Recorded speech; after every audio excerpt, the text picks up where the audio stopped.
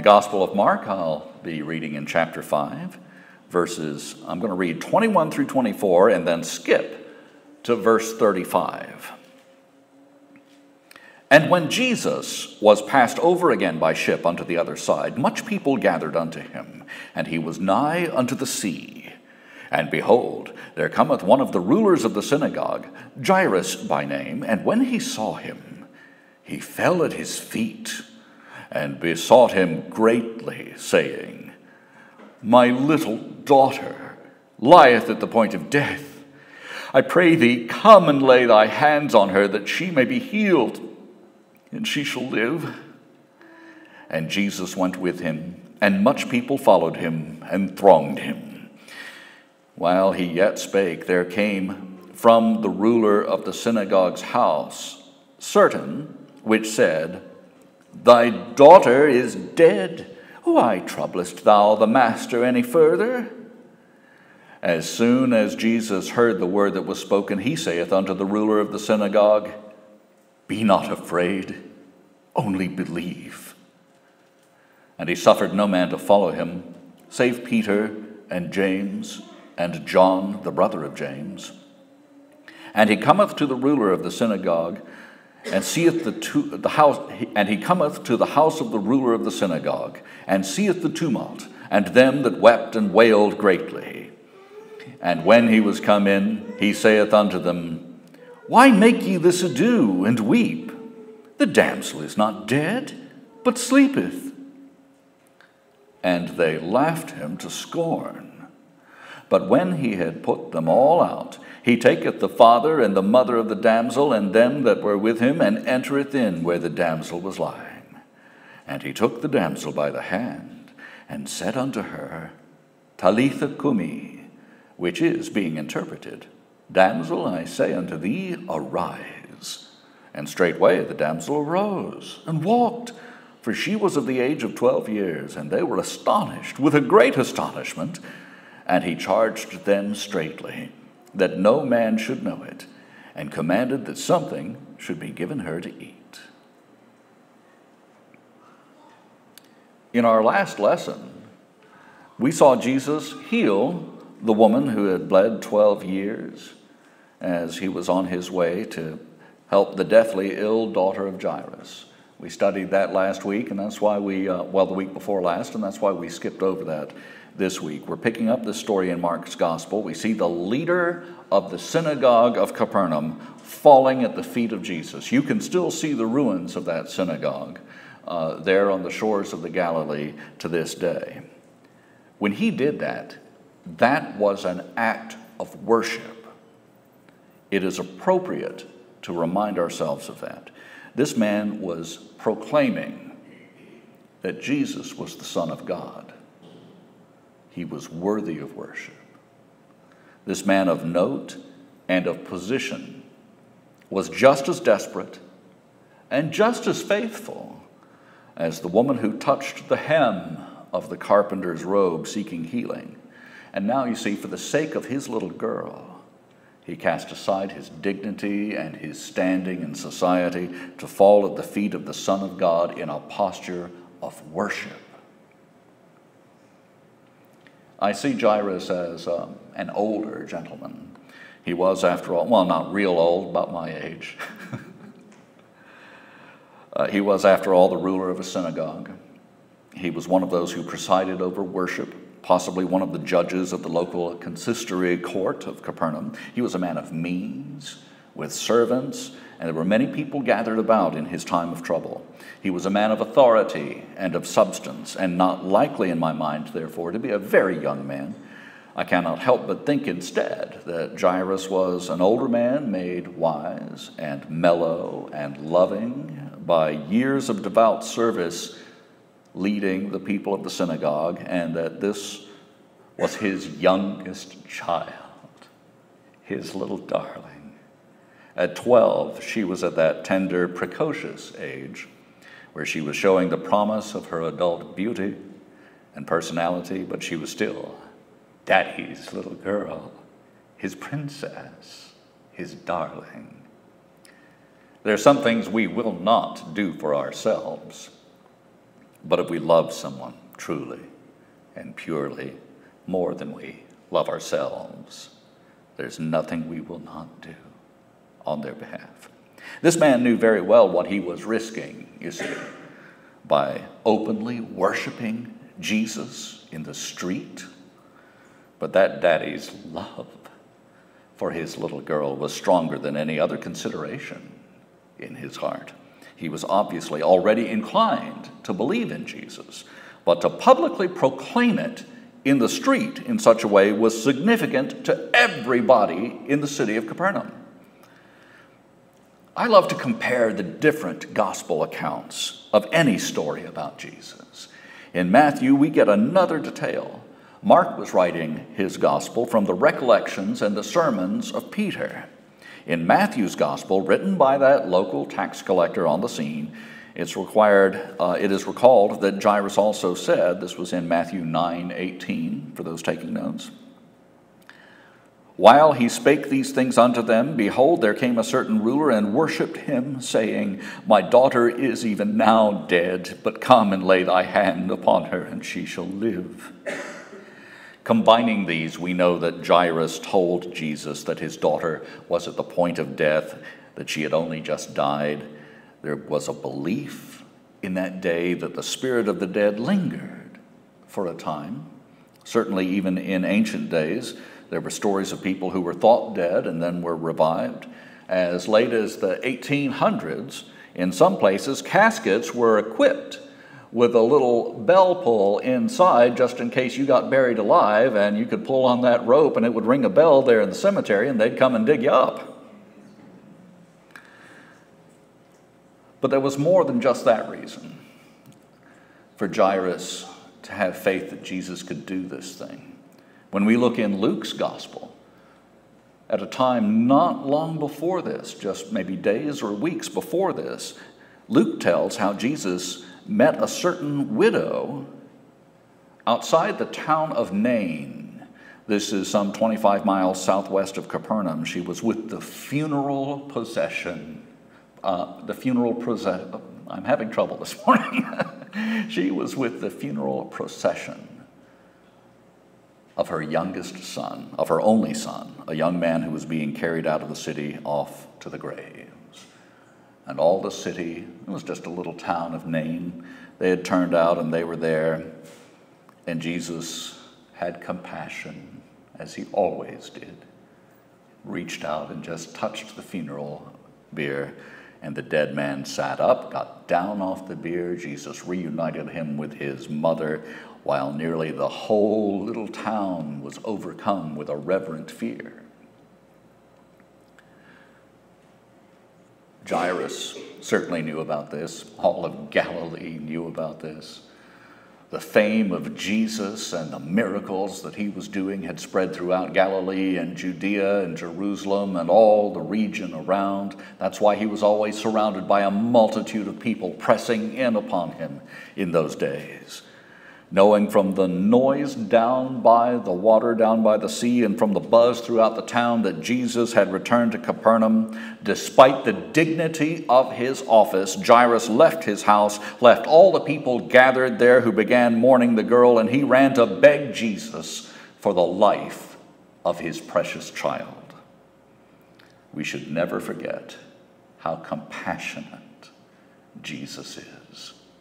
We are tempted to make other Christians feel guilty for the things they do wrong. We are tempted to make ourselves feel guilty for the things we do wrong. We should always be trying to do right, but we should have compassion on one another. We should have compassion on ourselves. Jesus had compassion on all of us, not just for our souls, but for our daily lives. So he came with the leader of the synagogue to his home to heal this little girl. But along the way, he was delayed. We skipped over verses 25 through 34. This was when that lady who had been bleeding for 12 years reached out to touch the hem of the robe of Jesus. My wife reminded me of something that I had forgotten, but there was a custom in that time, a tradition and a belief that the Messiah would be known for having healing in his wings and the little tassels that would be on the robe of a devout Jew, and that her act of touching the hem of his garment to reach out to that was also a proclamation that Jesus was the Son of God. No sooner had this thing happened, no sooner had this happened than Jairus saw Jesus heal this woman. No sooner had this happened.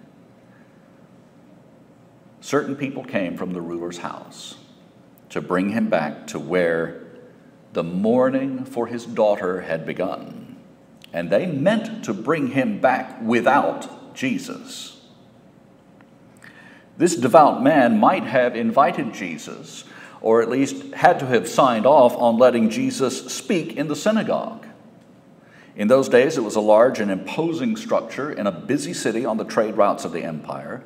I mentioned you can still see the ruins of it today. It was an important center of worship for the Jews of the area. Jairus was an important man. He must also have been a man who worshiped God in spirit and in truth, because he was one who really wanted to know if Jesus was the Messiah.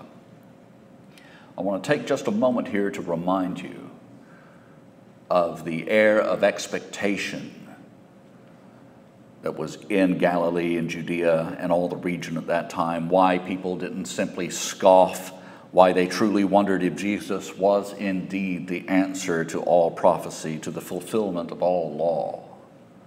Some 30 years before, there had been an old country priest selected to make an offering in the temple, and while he was there, he was struck mute until the birth of his son to his barren, elderly wife.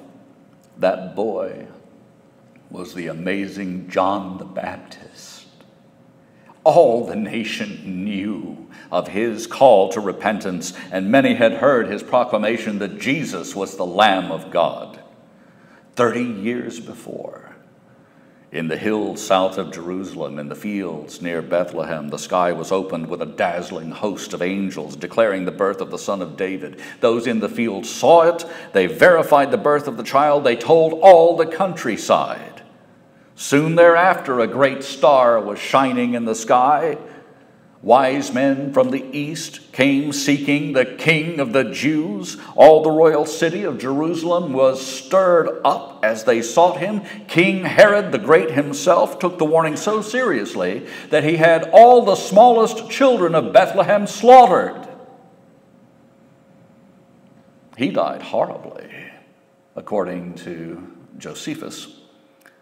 All the land knew that if the child of prophecy had been born, if that child had lived, he would now be a mature young man, the age of Jesus. And this was why there had lately been a rash of false messiahs, leading wishful thinkers and violent zealots and naive dreamers to ruin, to death, to despair. But this was why, when John the Baptist pointed to Jesus, when the carpenter from Nazareth cleansed the temple of the racketeers, when he preached with authority from God, when he healed the sick, when he made the lame walk, when he made the blind see, when he cast out demons, multitudes of people took him seriously. If Jesus was not actually the Son of God, then no one else ever would be. But there are always those who don't want to believe, those who don't worship God in spirit and in truth. Our churches are full of them. Those for whom religion is just a means to an end. Those who will seek to pull believers away from Jesus, who will not let people believe in Jesus if they can stop them. Being the leader of the synagogue, Jairus would have been surrounded with both the faithful and the hypocrites, just like we are today in most all of our churches. There were those who did not want Jesus anywhere near Jairus, not even at the time of his darling little girl's death. In the time that it took for Jairus to get down there to the seaside and find Jesus, and in the brief pause while the woman in the crowd was healed, some of the household came down to bring him back. They may have told him not to go in the first place, since the girl was on the brink of death, or because they just didn't want Jesus around in the first place. Whoever they were, they didn't want to directly criticize the synagogue ruler, so they phrased it diplomatically. Don't bother the master. Your daughter's already dead. What are you doing that for? It's not like they didn't know who Jesus was. They didn't know the reputation of Jesus. They didn't know, they certainly knew how highly Jairus thought of him. They couldn't come right out and say, stop wasting your time with this Jesus. Your girl died, you're missing it, chasing this fake. Get back to the house right now, you old fool. They couldn't say that to him. So instead they spoke in a way that seemed to humor the old man, attempting to wheedle the distraught, grieving ruler, trying to persuade him to do what they would have him to do, to leave Jesus behind and to join them in despair. That is what tradition and society demanded, particularly of anybody who wanted to be anyone. The mourning began the moment the girl was declared dead. And this was not the reverent grieving or the private tears of the family and of those closest to the departed. In that day and time, loud and demonstrative mourning was required. Everyone must know how much grief was inflicted by the loss. Shirts were torn, hair was torn, wild wailing began. Often flutes were played very loudly. The wealthy, especially, were supposed to ostentatiously demonstrate their suffering. The period of mourning was prescribed. For weeks thereafter, you could not live any kind of a normal life. It was tossed aside for a rigorous regime of practices and of clothing and of behavior. From a great distance, you would have heard the professional mourners who were hired for the occasion. They were on hand, paid to wail, paid to cry out, and to play their instruments to ensure that the customs that kept them employed continued, watchful that everyone performed the least duty required of the family and of those who mourned with them. They were well paid to tell everyone how very well the departed had been properly mourned. Much of this was superstition and not required by the law of Moses. Much of it was an industry by which people made their living off of others in a steady enough job. People were always dying. Someone was always required to be in mourning. And you didn't want everyone thinking that you didn't love the departed. So you had best pay up and get the best funeral package you could afford, whether you could afford it or not. These days, that doesn't happen, does it? Does it? There are some very good funeral homes out there, and some very godly people among funeral directors. I have met some who weren't. There are some who provide a vital service in a time of desperate grief, and the last thing they want to do is take advantage of somebody at that time. But it is so easy for the slick operators to take advantage of the bereft, especially if no plans were made for whatever reason. They can talk a grieving family into marble and vaults and the finest caskets and the largest halls and the most premium gravesite. I think especially susceptible to this kind of extortion are those who do not know the Lord and who do not know that they and their loved ones will meet again in life everlasting. Sometimes even the faithful can be guilted into large expenditures at this time. I'm not saying that it's wrong to, if you can afford a nice memorial to somebody. I'm not saying it's wrong to do that, but it's wrong to guilt somebody into doing it. You know, a lot of people used to be afraid that they would not be raised up at the rapture if they were cremated. Oh no, don't do that. You better bury me. I want to come up. Some people can't stand the idea of their body being burned instead of buried. Some people get cremated anyway because it very often is and usually is the least expensive method. Lately, more natural burials are available, in case you didn't know. For those who can't stand the thought of cremation and don't want to spend all the money, there are cemeteries and funeral directors who can do it the more old-fashioned way. Other people pack their ashes into packets to fertilize a tree to be planted in their memory. James Doohan, Scotty from Star Trek, he had his ashes put in a capsule and shot into space. Some people are having their ashes actually compressed into diamonds. That's what I'm doing with you. I've told her not to do that. I have told her just to have me packed into some fireworks and shot off at the celebration, preferably downwind. I'm only half joking about that. The fireworks appeal to me, but I really don't care what happens to my remains. If there are any left, I'm really hoping to get taken up with Jesus when the last trumpet blows. I am hoping we finish that Great Commission and get the job done and I don't worry about it. But even if I don't want to be around fire at all when I die. Yeah, we all need our fire insurance. I don't expect a lot of money to be spent on me that might otherwise be spent on the kingdom and the Great Commission. I know where I'm going. I'm trading up for a much better model when I get there.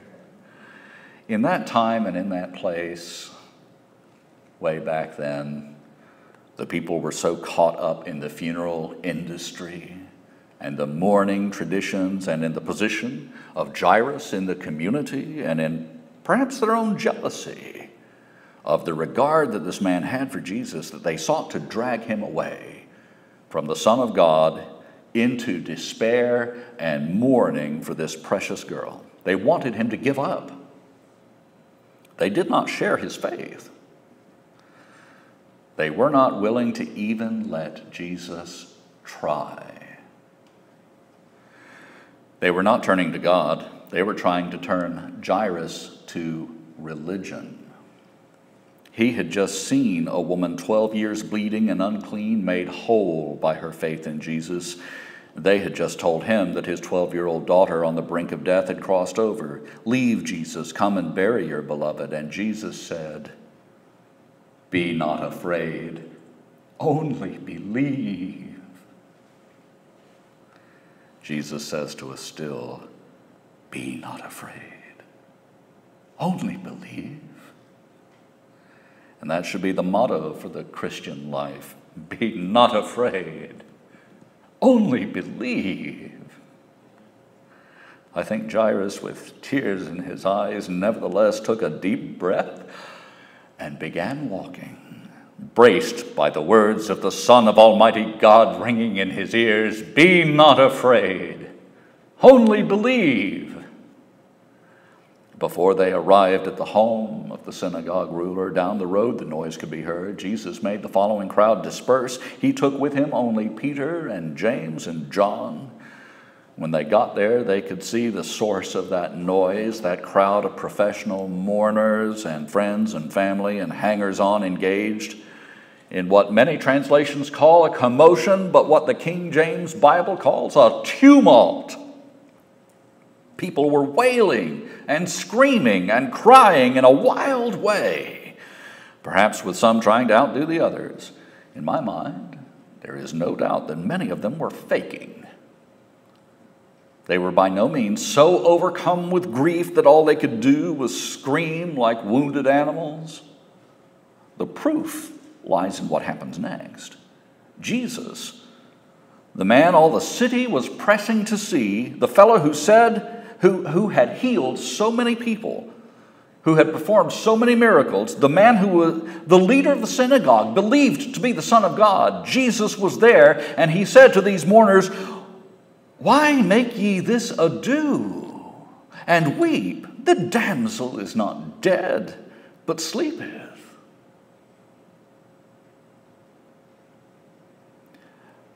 The crowd of people stopped their commotion, their tumult of professional shrieking and wailing, just long enough to hear what Jesus had to say.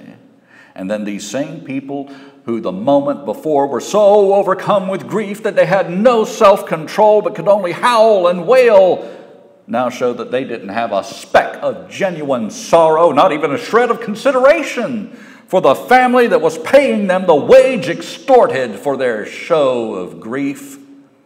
Moments before, they were filling the courtyard with a tumult of mournful wailing. Now, they filled the home of this grieving family with the sound of their mocking, scornful laughter.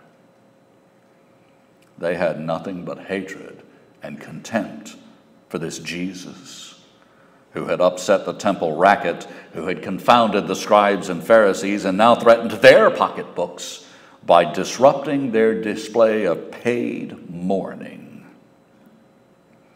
They so hated Jesus in that moment, they forgot their place.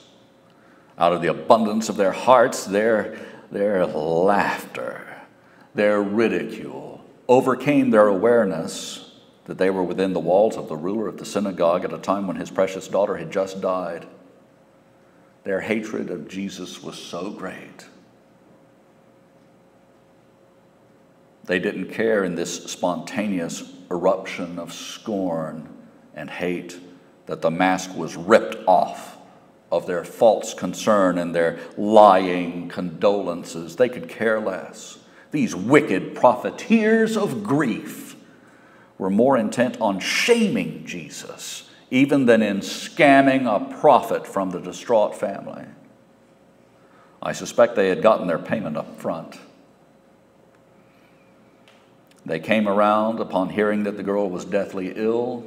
They offered their services, but I have to wonder how much business they got in Capernaum after that day. Jesus put them out into the street. And I wondered, and this is just my speculation here, if he didn't bring Peter and the sons of thunder with him, partly for that purpose. When I think of those Galileans, if I imagine how they would look today, they wouldn't look like slick televangelists. They'd look more like those Christian bikers that you see. Not that Jesus needed their help, but Peter was a big man. And he was a man of action, and James and John were also fit and strong, much more so than the soft-handed minstrels and mourners whose hardest exertions involved preying on the grief of others. I imagine those soft, little, mean-spirited, girly men took one look at those rough-handed fishermen glaring at them, and their laughter caught in their trained throats as Jesus told them to hit the road. Then the Son of God went into the room where the little girl lay, with just Peter and James and John and Jairus and his wife. The scene is now all compassion, so tender, you can be sure it brought a tear to the eye of that big fisherman years later as he would tell people about it, how Jesus took the hand of this precious child and said in Aramaic, in the language she had learned from her mother, Talitha kumi. Years later, Mark would translate Peter's memory into Greek so the non-Aramaic readers would know that Jesus said something like, "Damsel, I say unto thee, arise." We don't say damsel or maid or maiden these days. I love the language of the King James translation for the feeling that we get from some of those inspired words lingering on the border of modern familiarity.